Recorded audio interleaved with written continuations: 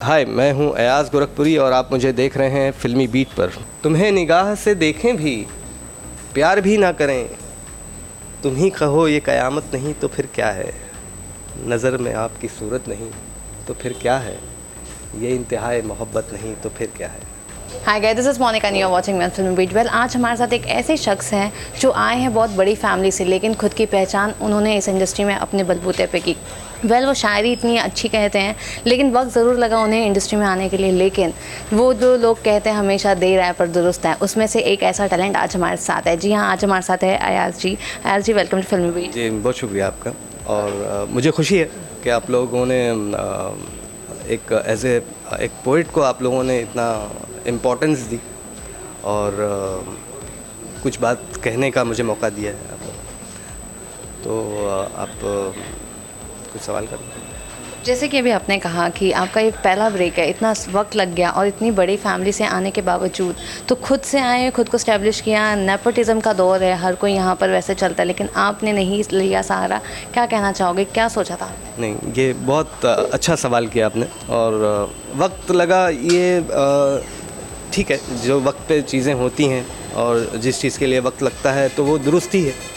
और ये आना मेरा इंडस्ट्री में या बॉलीवुड में एक बहुत दिलचस्प वाक़या है, क्योंकि मैं इन चीज़ों से बड़ा दूर रहा करता था पहले। तो मुझे तो लिखने पढ़ने वाले और मेरा ताल्लुक़ लिटरेचर से है, तो मेरी कोई ख़ासी दिलचस्पी नहीं थी कि मैं एज ए लिरिसिस्ट भी जाना जाऊँ। लेकिन एक वाक़या ऐसा हुआ जहाँ हम कुछ अपने दोस्तों के साथ बैठे हुए थे, वहाँ पर कोई फ़िल्म का गाना बज रहा था। तो उन्होंने मुझसे ये कहा कि देखिए आजकल किस तरह गाने लिखे जा रहे हैं, तो आप लोग नहीं आते हैं, इस वजह से ये सब चीज़ें हो रही हैं। हालांकि उन्होंने मजाक में कहा था, मैं कोई ऐसा बहुत बड़ा शायर नहीं हूँ, ऐसे बहुत बड़ा अपने आप को कोई शायर नहीं समझता हूँ। एक छोटा सा बहुत अभी सीख रहा हूँ और मेरी कोशिश यही है कि जो भी करूँ अच्छा करूँ। तो वो वाक़या जो था वो मेरे जहन में घर कर गया और मैं हमेशा ये सोचने लगा कि फिर उसके बाद कि ये बात तो इन्होंने सही कही है, क्यों ना कोशिश की जाए कि अगर कुछ चीज़ें हमारे अंदर अगर छुपी हुई हैं तो उसे दुनिया के सामने पेश किया जाए। तो मेरी मुलाकात इस दौरान हमारे बहुत अच्छे, बहुत अज़ीज़ हमारे दोस्त म्यूज़िक डायरेक्टर पवन मुरादपुरी साहब से हुई। तो मैंने उनको बहुत शर्माते शर्माते अपना एक मुखड़ा दिया, तो उन्हें पसंद आ गया। तो मैं खुद सरप्राइज़ था कि इस तरह के लोग, मतलब जहाँ बहुत ज़्यादा शायरी होती है, क्या लोगों तक समझ में आएगी नहीं आएगी। तो उन्होंने मुझसे कहा कि नहीं, आप करिए, आप बहुत अच्छा करते हैं। तो उन्होंने भी मेरा हौसला बढ़ाया बहुत। और फिर वो गाना जो आज लोगों ने पसंद किया, तो वो इस तरह हमारी जर्नी थी और हमने वो पहला गाना बनाया और मुझे खुशी है कि जी म्यूज़िक कंपनी ने उसे रिलीज़ किया। जैसे कि अभी आपने कहा कि आपने एक मुखड़ा सुनाया था, उसके बाद उन्हें वो पसंद आया। तो पूरे गाने का अगर मैं पूछूं आपको, तो सबसे बेस्ट ऐसा कौन सा लाइन था जो कहीं ना कहीं आपके दिल छू गया, या फिर वो लाइन हमेशा आपके? हाँ, मेरे लिए तो ये गाना बहुत ही इम्पोर्टेंट है। पहला बेबी है तो जाहिर है वो पूरा गाना ही अच्छा है मेरे लिए और मुझे खुशी है इस बात की। लेकिन उसमें उसका जो मुखड़ा है कि क्या वजह है तेरा ही एहसास है, ना तू मेरे साथ है ना तू मेरे पास है, ये एक ऐसे इमोशंस हैं जो एक आदमी अगर अपने घर वालों से भी दूर रहता है, कोई महबूब अपनी महबूबा से दूर रहता है या महबूबा अपने महबूब से दूर रहती है, कोई किसी को छोड़कर चला गया हो, ये इमोशंस तो हर एक के साथ में हैं जो परदेश में रहते हैं या आप किसी बिना पर आप दोनों में अलहदगी हो गई है। तो ये काफ़ी इमोशनल लाइनें हैं जो मुझे खुद भी पसंद हैं और लोगों को पसंद आ रही हैं। जी, आपने वह बहुत ही लाइक अर्ली एज में स्टार्ट किया था शायरी लिखना, लेकिन आज अगर मैं आपको पूछूं तो ऐसा दौर है यहाँ पर लोग जो है रैप सॉन्ग्स पसंद करते हैं। आज की जनरेशन वैसी है, यहाँ पे लोग हनी सिंह, बादशाह, ये सारे गाने सुनते हैं। तो आपको क्या लगता है कि आज भी कहीं ना कहीं वो लोग हैं मौजूद जो उस जैसे गज़ल सुनते थे, जगजीत सिंह को सुनते थे? लगता है आपको कि आज के ज़माने में भी मतलब ये वापस से दौर आ सकता है, शायरी, पोइट्री और ये सारी चीज़ें? हाँ, मुझे महसूस होता है कि ये दौर, क्योंकि हर दौर अपने आप में एक सर्कल की तरह है। जब वो सर्कल घूमता है और वापस वहीं पर आता है एक दौर जहाँ से गुज़रा हुआ है पहले।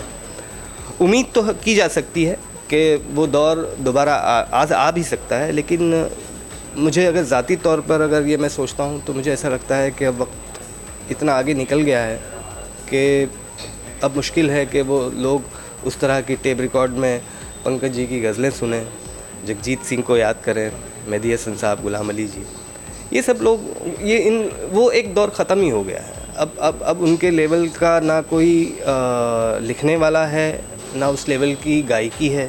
तो हम मायूस तो नहीं हूँ मैं, लेकिन हो सकता है कि कोई ऐसी बात हो जो किसी में जो उसको, उस ट्रेंड को दोबारा हमारे सामने ले आए।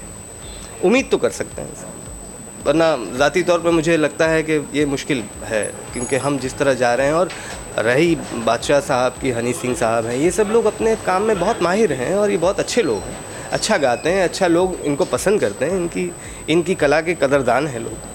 तो जाहिर है ट्रेंड चल रहा है तो उसके अंदर ये सब लोग कर रहे हैं। लेकिन आपको नहीं लग रहा है कहीं ना कहीं हमारा जो हिंदुस्तान है वो वेस्टर्न कल्चर को बहुत ज़्यादा फॉलो कर रहा है? लाइक लोग वही सारी चीज़ें कर रहे हैं और आज का जनरेशन कहीं ना कहीं इसके बीच में खो गया है, ऐसा नहीं लगता आपको? नहीं, ये तो आपने बहुत अहम बात कर दी।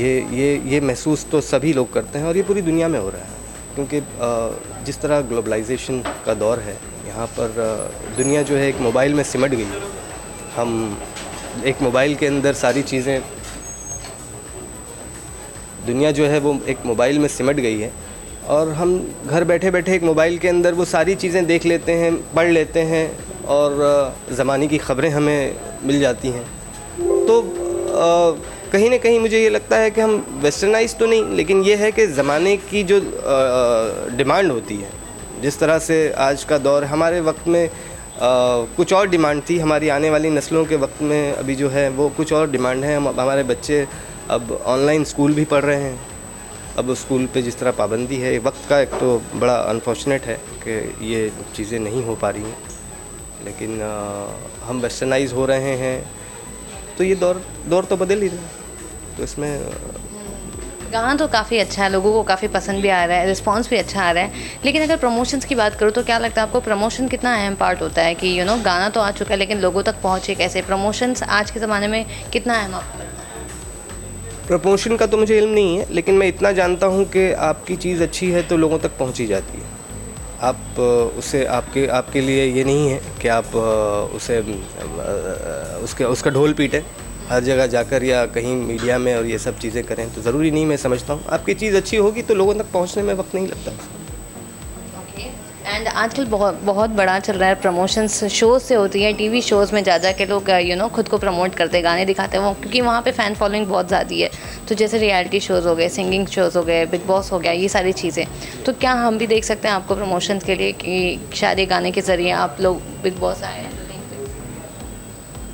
अब इस तरह की बातें तो मैंने पहली मरतबा आपके मुंह से ही सुन रहा हूँ। मैंने इस तरह का सोचा भी नहीं है कुछ। बस ये है कि मेरा जो काम है मेरे हिस्से का, वो मैं अच्छी से और ईमानदारी से कर लूँ, यही इसी में मैं खुश हूँ। मुझे शायद इस चीज़ में ना अमल दखल करूँ तो मेरे लिए बेहतर भी है, क्योंकि मैं उस चीज़ पे विश्वास करता हूँ जहाँ पर आपके कलम से कोई बात निकले तो वो लोगों तक अच्छी हो तो अपने आप पहुँच जाए, उसके लिए कोई रास्ता बनाने की ज़रूरत नहीं। और आज जो लोग देखते हैं कि इतने मिलियंस चाहिए, गाने पे इतने व्यूज़ चाहिए, ये वो, तो आपको ऐसा कुछ है कि हाँ गाने पे ऐसा होना चाहिए आपके हिसाब से कि भले जो भी है कम लोग के पास जाए लेकिन अच्छे से जाए? हाँ, ये व्यूवर्स वगैरह जो हैं ये लोग पसंद करते हैं, ऐसा नहीं है। और लोगों तक पहुंचाने का, जैसे प्रमोशन का आपने बताया, तो इसका तो मुझे ज़्यादा इल्म नहीं है इस बारे में, क्योंकि मैं टेक्नोलॉजी वगैरह का ज़्यादा कम से कम इस्तेमाल करता हूँ। हाँ, ये है कि आपका गाना अगर चाहने वाले तक पहुंच गया तो आप अपने आप को कामयाब समझें, क्योंकि प्रमोशन है और यहाँ पर इन सब चीज़ों के लिए आपको पैसे खर्च करने होते हैं, टू बी वेरी फ्रैंक। अब हमारे जैसा अगर कोई मिडिल क्लास का आदमी, कोई गरीब आदमी, या वो अपने लोगों तक ना वो चीज़ें नहीं कर सकता, तो इसका ये मतलब नहीं है कि वो अच्छी चीज़ें नहीं लिखता है। संगीतकार है तो वो उसका ये मतलब नहीं है कि वो अच्छा कंपोजिशन नहीं करता है। इसमें तो ये लक है कि आपको अच्छा मौका मिलता है तो आप अच्छे लोगों के साथ काम करते हैं तो लोग आपको आपका नाम भी होता है उसको। जाने से पहले ऑडियंस के लिए अगर आप कोई शायरी या फिर कुछ भी, अगर कोई पोइट्री अगर आपके जो करीब है वो अगर सुना सके तो? करीब तो शायर के हर चीज़ होती है, लेकिन एक दो शेर जो मुझे ख़ुद भी बहुत पसंद है और मैं अक्सर ये स्टेज पर भी पढ़ चुका हूँ। शेर है कि नज़र में आपकी सूरत नहीं तो फिर क्या है, नज़र में आपकी सूरत नहीं तो फिर क्या है, ये इंतहाए मोहब्बत नहीं तो फिर क्या है।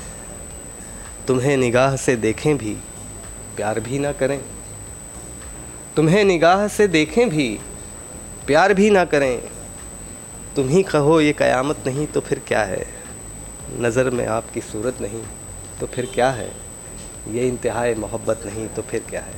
बहुत शुक्रिया। बहुत बहुत खूब कहा। Thank you. लास्टली ऑडियंस के लिए क्या कुछ मैसेज आप देना चाहते हो? मैं और क्या प्रोजेक्ट्स हैं आपके आपका? हाँ, प्रोजेक्ट्स के बारे में तो ये है कि मैं कई वीडियो सॉन्ग हैं कुछ, और कुछ अच्छी फिल्में भी हैं जो मुझे पसंद है, क्योंकि मैं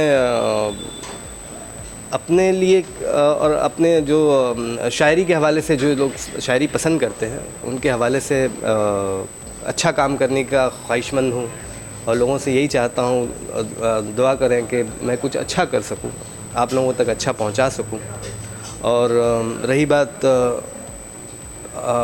जो मैसेज के तौर पर मैं देना चाहता हूँ, तो मैं यंगस्टर के लिए हमेशा यही सोचता हूँ, चाहे शायर हों चाहे आर्टिस्ट हों, जो अपनी ज़िंदगी से अपने लिए कुछ बनना चाहते हैं, कुछ करना चाहते हैं, तो उन्हें मैं यही कहूँगा कि आप हमेशा ईमानदारी से अपना काम करें, अपने लिए हमेशा अच्छा सोचें, मायूस होने की ज़रूरत नहीं है, क्योंकि मायूसी से आपके अंदर का जो टैलेंट है वो ख़त्म होता है। और मैं कोई बहुत ज्ञानी आदमी नहीं हूँ, लेकिन मैं सिर्फ यही चाहूँगा, क्योंकि आसपास देखता हूँ, मेरा जो मुशाहिदा है, तजुर्बा है, उसकी रोशनी में यही कहना चाहता हूँ कि मायूस बिल्कुल ना हो, अपने काम से मोहब्बत करें और बहुत ईमानदारी के साथ अपना काम करें।